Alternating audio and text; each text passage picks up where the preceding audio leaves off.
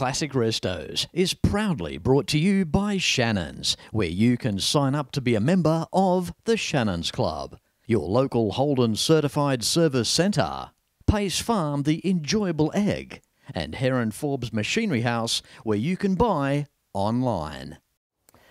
There's not many of us that don't appreciate a tough truck, and in this week's show, not only do you get the Big Mac, but you get the entire meal thrown in as well, in this week's Classic Restos on the road.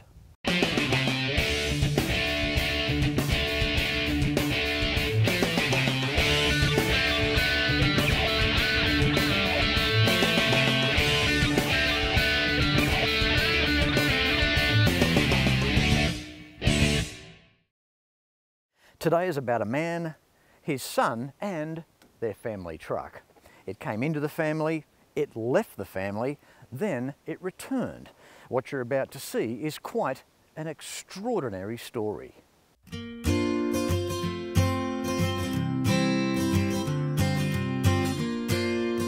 Meet Roger Preston. At age 81, his passion for trucks is beyond belief, to the point where Roger still drives to this day. This is about his story. The story of a once brand new 1976 R700 V8 Thermodyne Mack with 12 speeds, making the truck not only able to pull the freight, but possibly the warehouse the freight was picked up in from as well.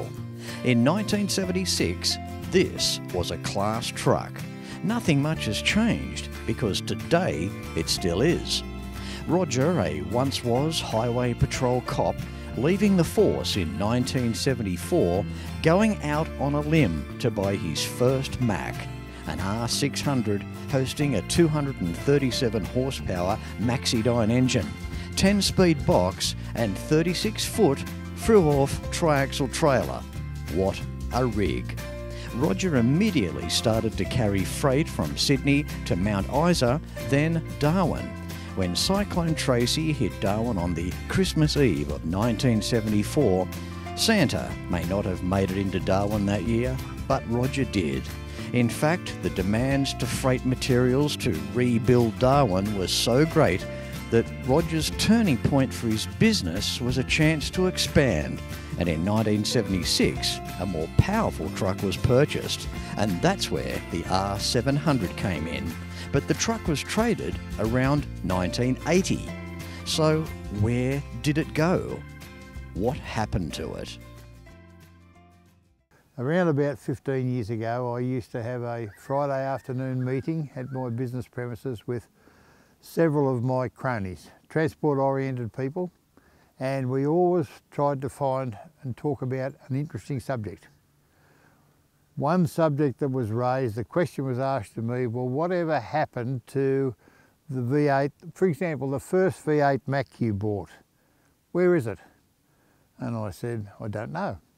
But the question then followed, well, why don't we try and find it? And I thought, well, that's an interesting subject.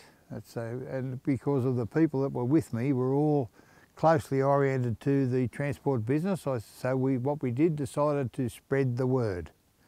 Now the word was spread, like the boss of Mack Trucks in Brisbane, all his contacts and through spare parts, and there was an intense search, and nobody found anything.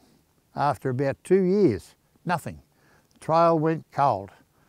One Friday afternoon, we're sitting there having another one of these meetings, and the phone rang, and the fella said to John Grossman, my good friend from Mack Trucks, Roger Preston's truck's out at Alpha, and that's where it's sitting in a paddock. And we were astounded, and we first of all said, that's rubbish. No way. Anyway, the chap pursued, he said, doesn't look anything like it when Presto had it, but he said, it is his truck. So I spoke to my eldest son about it, and he said, well, Dad, he said, we better go and see if we can find it. He said, that was part of our family, so let's go and have a look. So he arranged to come up to Queensland where I live, brought one of his boys, one of my grandsons with him, and we went out far western Queensland to find the truck. So we went out there and we went to Alpha, which is way west of Rockhampton, and blow me down, here's the truck in the paddock with a float on behind, and this fellow that had it was going to e-carted agriculture machinery around with the old girl was still going, and it looked a wreck. It was a shocker. We took one look and we thought, oh hell. Anyway, not to be beaten, and then the bloke turns out and he says to Rod, well, you're a bit late, he said, because I sold it to a bloke in Toowoomba. So the long faces appeared and we thought, oh well, that's the end of that. He said, my son said to me, no Dad, he said, we're going to find this bloke. He said, we'll have a talk to him. He said, I'll make him an offer he can't refuse. So that's what happened. So I purposely stayed out of it because he's the driver behind these things. So they developed a good, firm friendship, I know that, and things progressed, and the next thing I know there's a search on for parts and bits and pieces which went all around the world to find the genuine pieces that were missing. And things progressed. The next thing I know, it's been fully, looks like it's coming together, and we went up to have a look at it, and they've changed the engines back to original and this and that, and I thought, oh yeah. Anyways, it was close to 4 years, and Glenn Butel, the chap who actually was doing the work and had bought it, then became a very firm friend. And we talked to the man like we've known him for 50 years, and he's that sort of a bloke. Next thing I know, I'm invited to come up. My son says, I'm coming up, Dad, to look at a couple of our stores that are causing problems. Can you come with me, run me around a bit? And he said, we've got to go to Toowoomba for the same thing. And I said, oh yeah, we'll do that. So, and he said, oh, we're going out to Mack Trucks at Toowoomba to see John Grossman. And we walked into Mack Trucks in Brisbane, in Toowoomba. One fella says, now what can we do for you? And we said, oh, we're here to see Mr. Grossman. And oh yeah, he's out in the workshop. Next thing John appears, come on Roger, he said, come, I want to show you the workshop. And I thought, I've seen thousands of workshops. I mean, what are we doing this for? We walked into the workshop, and I'm a very, very observant person. I learnt that from days gone by. And I looked and I spotted the taillights of this thing, and I said to Rod, I said, that's our truck. I said, what's it doing here? And he said, oh, Dad, he said, bit of bad news. He said, Glenn, the restorer, has sold it.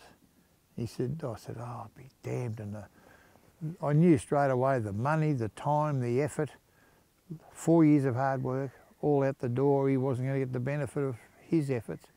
And he said, yes, he sold it to an investor, a private investor. I said, really? He said, yeah, he lives in Bowral, my son. They put it over me. They got me a beauty. And then we took it home, back to where I live in Queensland, and he was there and he said, well, we're going down to, we've got to take it down to Bowral, it's going down there. And so he said to me, well, you can drive, Dad, you know. I looked at him and I said, no. I said, throw your memory back to when we bought this 46 years ago, whatever. I said, I drove then and you sat in the passenger seat all the way to Sydney. I said, now it's my turn. We're proud of that truck because it was the start of a new era in our family and our business career, because I gained the Burns Philp work in Darwin after the cyclone, and we were principally engaged with rebuilding the cyclone damaged city, and with the damage to the place, and we carted all the building material. That was the truck.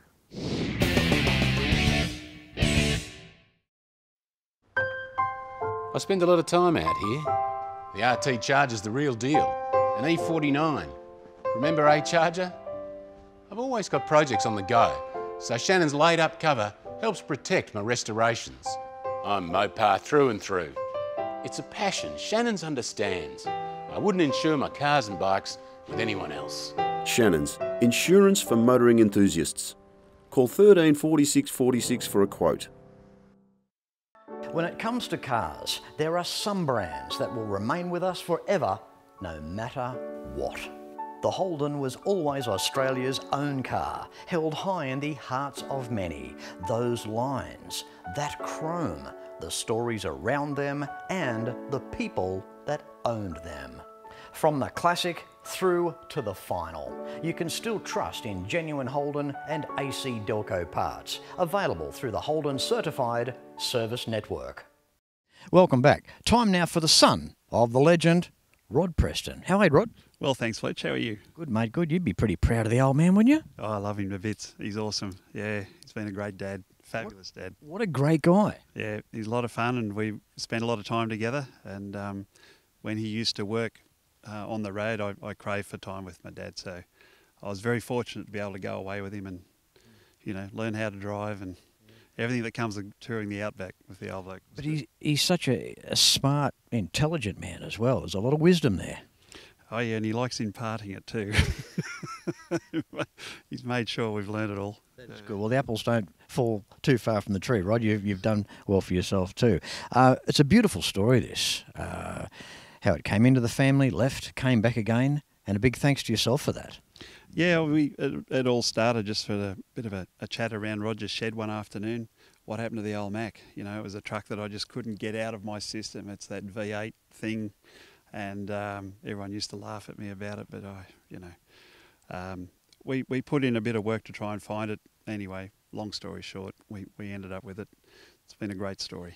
It's such a fantastic legacy, and photos there. I love looking through the photo albums here today too, when you're, 13, 14 years of age and actually going out with your dad when the truck was brand new, Northern Territory and out in the sticks. I mean, what an experience for any young guy to do with his dad. So school holidays used to run for 2 weeks. Dad used to choreograph the trips so I could go away with him. We'd head to Darwin and back in that time. I'd get back to school and all my buddies would say, "Hey, where'd you go?" And they would say, "Oh, I went to Gosford, you know." And "Where'd you go, Rod?" "I went to Darwin." Darwin, wow. You know, come back with dust all over your shirt. You know. Learned a few tricks. Yeah, it was good. The colour of the truck. Now, your dad apparently had an Holden station wagon years ago. But this is the same blue as his wagon, right? That's right. Yeah, it's GMH Eden Blue. He bought the EH. That was our family car when I was a little kid. He loved the dark blue. Apparently, the time he had that EH wagon, all the time he had it, never let him down once. It was just one of the best cars, and I'd believe that. The EH, such a strong Holden. 179 engine, Fletch, 3 on the tree. He thought he was king of the road. Things didn't get much more simple than that. No, white roof as well, exactly the same as this. Yeah, exactly the same paint job. Rod, what was it like being a young guy? You got on an aeroplane with your dad, went to Brisbane, bought the truck brand new and drove it back to Sydney. What was the emotion like as a kid when you had that opportunity? Yeah, well, in those days, not many people flew anywhere, so it was a very special treat. I think it was only the second time I'd been on an aeroplane, so it was very special. And, to be taken through the Mack factory as a kid was just an awesome experience, seeing how they put them all together. And it was a real privilege, and it was time well spent, and learnt a lot, you know, going on trips with Dad. It's a long way to Darwin in those days. Dusty, rough, hot conditions. You might notice this old one had an air conditioner, but I don't recall him ever turning it on. He used to say that we need all the power we can get. What was the drive back like from Brisbane? You got in the truck, brand new truck. How did it ride? Yeah, we traded in his first one, bought this one home. I think from memory he just took the trailer up and came back home. It was midwinter. I went to bed, woke up in the morning and he was already on the Putty Road. He'd been driving all night, and he was sitting up there as proud as punch. He thought he was king of the road, which he was. In those days, this was the biggest truck that Mack made, you know, for highway work. And I said before, with Mack, not necessarily the fastest truck in the day, but the torquiest. There weren't many trucks around that would outpull a Mack. That's true. This thing was rated at 375 horsepower from the factory, and it would easily chew out Kenworth 400s and 450s. It just seemed to have the power where it was needed. What's the litre capacity? It's about a bit over 14 litres, 865 cubic inch, something like that. 865 cubic inches. It's got to do it for you, doesn't it? And a big turbo. And just like a classic car, Rod, we look at this Mack here in all its exuberance, and it's classic. It's big. You might hear some of the guys nowadays refer to the earlier trucks as being small trucks compared to today, but I don't know. I think this R700, I can't see anything small about this. It would have been a monster back in its day. Oh yeah, it was one of the biggest trucks you could buy from Mack in those days. That was the biggest engine they offered. 12-speed gearbox was the top of the range. It was a big bit of gear to do the job it had to do, and by gee, it did it well. Rod, thanks for your time today. I really appreciate the invitation here out to your property. You've flown Roger down from Brisbane especially for this. Apparently, well, it's no big deal to Roger. He's on and off planes all the time. He'll pick up a new truck from Melbourne and just drive it anywhere. And he's 81 years of age, and he doesn't look 81. He's got the wisdom there, though. But I take my hat off to the guy. I just think this is superb that he's still driving. He's still loving every kilometre of it. What do we say? He's 1 in a million, and he certainly knows how to make a mile still. Yeah. All right, Rod, thanks again, mate. I really appreciate the opportunity. Thank you. Thank you, Fletch. It's been great.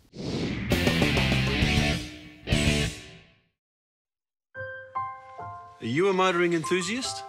Does your current insurer understand your passion? At Shannons, we're motoring enthusiasts, just like you. We understand the passion you have for your special car or bike. But did you know that Shannons will also insure your daily drive, the car you drive every day? So if you're a motoring enthusiast, you've got to be with Shannons. So call Shannons on 13 46 46. Shannons, insurance for motoring enthusiasts. They may not be making the classic Holden anymore, but the legacy lives on. You can still have a Holden certified service using genuine Holden and AC Delco quality parts at over 180 centres across Australia. Go to holden.com.au to find your nearest centre. Book your Holden in, maintain the pride. And if you have a classic truck, make sure it's insured with Shannons. Why not pick up the phone and give Shannons a call for a quote and a chat on 134646. And signing up for the Shannons Club has never been easier. For more information, visit shannons.com.au. Welcome back. Time for this bloke. How you doing, Roger? Not too bad, Fletch. Thanks for asking. You having a good day, mate? Tops. Yeah, in good company. I'm emotional for you with this truck. I can imagine how you feel. It's reminiscent of a lot of things that happened in days gone by. And to be honest with you, it's good to stand here and recount those days, especially with what this unit here did for me and my family. Roger, it's a big truck, but it's also a rare truck. I think it was only like, what, 270 of the R700s, mate? In Australia, there was 250. And to my knowledge, there's this one and 2 others in the similar condition are all that's left. There's a few rough ones around, but the work of Glenn Butel shows on this one, and there's other 2 in Rockhampton. There's not many of them left. So it's something to remember more than anything else. You weren't the only one back in the day out doing the remote interstate work, but Roger, what was it like in terms of the loneliness, the times behind the wheel, perhaps with the weather, wondering if you were ever going to make it to Darwin, reliability of the roads, tyres, things to let you down? What used to go through your mind sometimes? You know, I can sum that up in a couple of words. This Mack has got painted across the front of the bull bar, the spirit of adventure. And that was exactly what my life was all about, including all those things that you spoke of. Lump them all up, that was it. Because every trip to me, even though I was working, was an adventure. This is the recipe for the true die-hard truck driver, isn't it? If you don't think like this, you're not going to cut it. If you don't enjoy what you're doing, it's not worth doing. And I never ever knew what to expect every time that I went on the road on one of the toughest tracks in this country, but I enjoyed it, and every trip was a new adventure.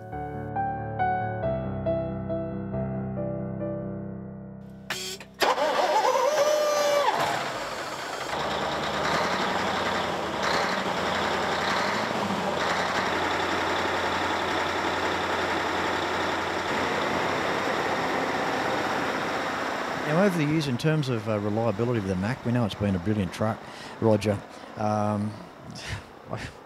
It's still got the original clutch from 1976, I know that.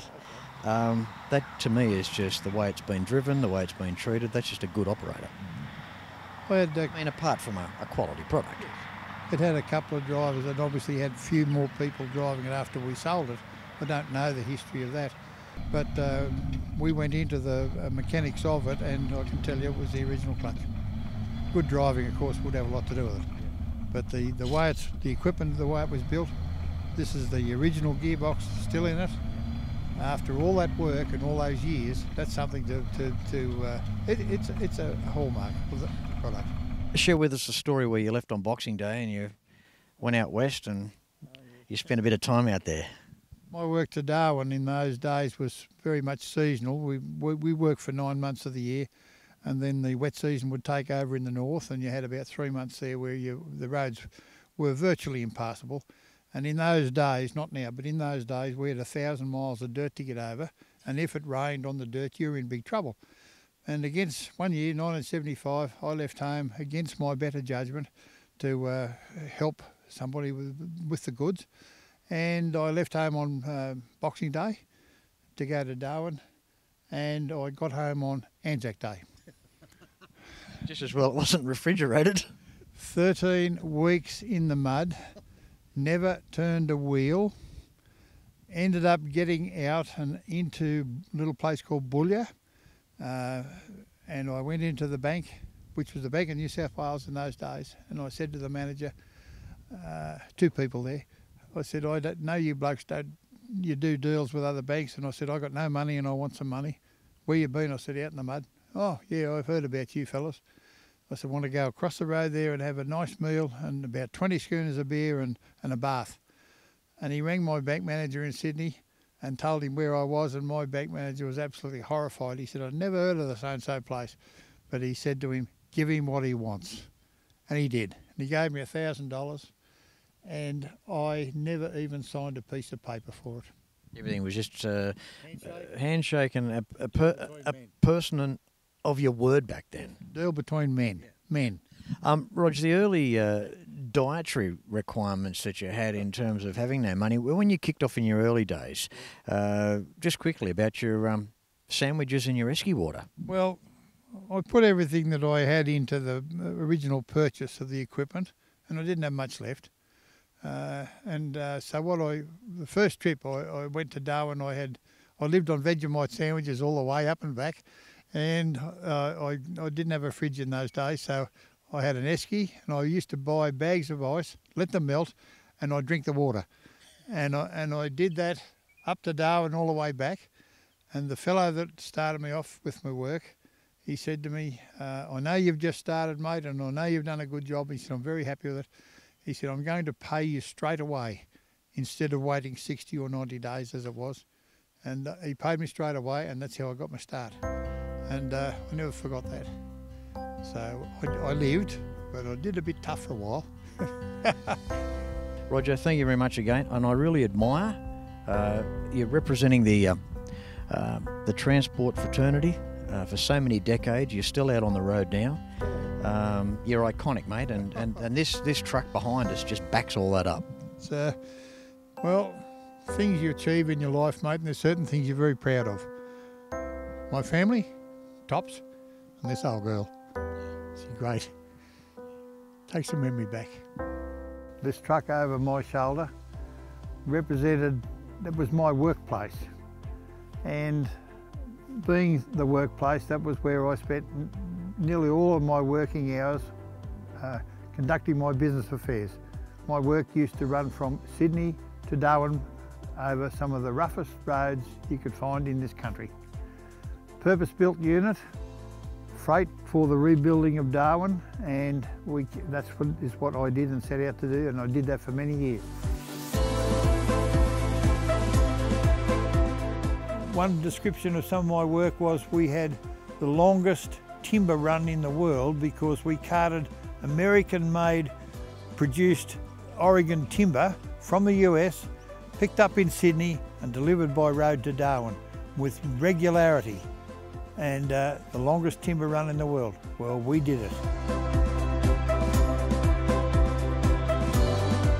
I'm sitting here today after many, many years gone by, but I've recalled today a lot of the events that did happen.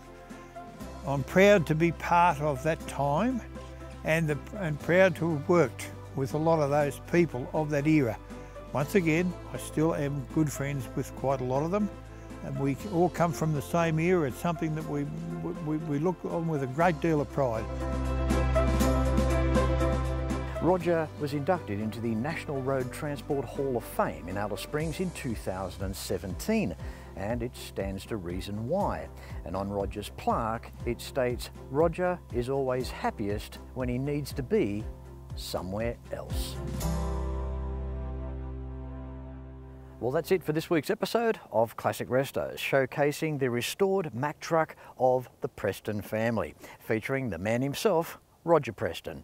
I hope you've enjoyed the show. Until next week, no matter where you're watching Classic Restos from, please ride and drive safe. I'm Fletch, and I thank you very much for watching.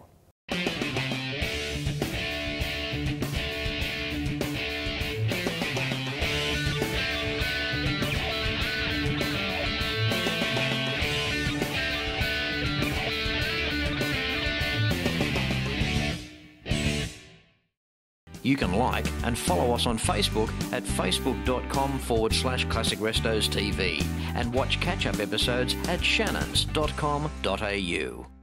Classic Restos is proudly brought to you by Shannons, where you can sign up to be a member of the Shannons Club, your local Holden certified service centre, Pace Farm the enjoyable egg, and Heron Forbes Machinery House, where you can buy online.